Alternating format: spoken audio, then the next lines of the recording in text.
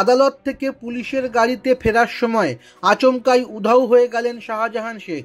বৃহস্পতিবার সকালে বসিরহাট আদালত থেকে শাহজাহানকে নিয়ে বের হয় 7-8টি গাড়ির কনভয়, কিন্তু 2 কিলোমিটার রাস্তা পেরোনোর পর আচমকাই শাহজাহানকে নিয়ে বেরোনো পুলিশের গাড়ির কনভয়ের মাঝখানে ঢুকে পড়ে একটি গাড়ি।